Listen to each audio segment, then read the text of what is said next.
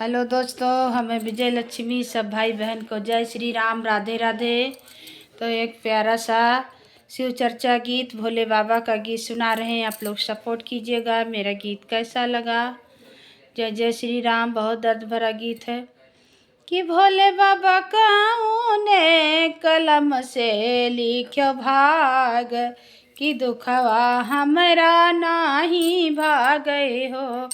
कि भोले बाबा ने कलम से लिख्यो भाग कि दुखवा हमरा नाही भागे हो। दुखवा कई मारल हम सासुरवा गैली हो, अरे सासुरवा गैली हो। कि भोले बाबा नाही चिन्है सासु रे कलोग तो दुखवा हमरा कैसे भागे हो। कि भोले बाबा नाही चिन्है सासु राके लोग तो दुखवा हमरा कैसे भागई हो।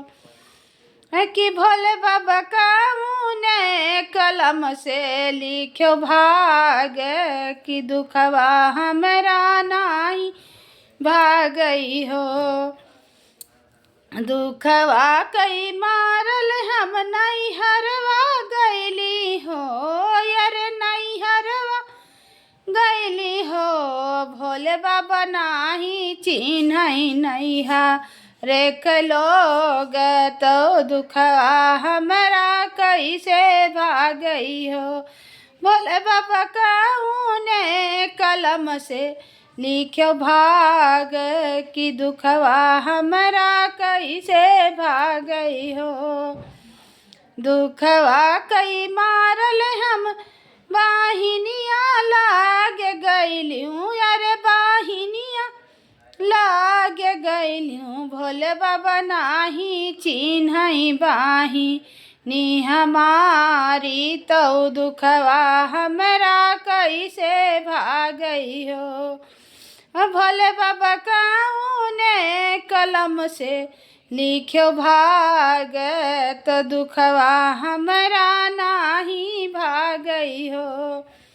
दुखवा कई मारल हम नदिया लागे गैलियूँ, यार नदिया लागे गैलियूँ। यार बाबा नाही चिन्है नाना दी हमारी तो दुखवा हमरा कैसे भागई हो।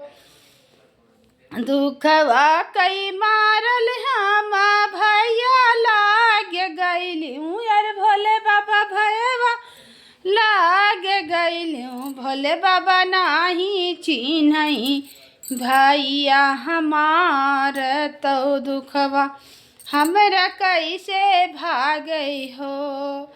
दुखवा कई मारल हम देवरवा लाग गैलियूँ, यार देवरवा लाग गैलियूँ। भोले बाबा नाही चिन्है देवरा हमार तो दुखवा हमरा कैसे भागई हो। भोले बाबा ने कलम से लिख्यो भाग तो दुखवा हमरा नाही भागई हो।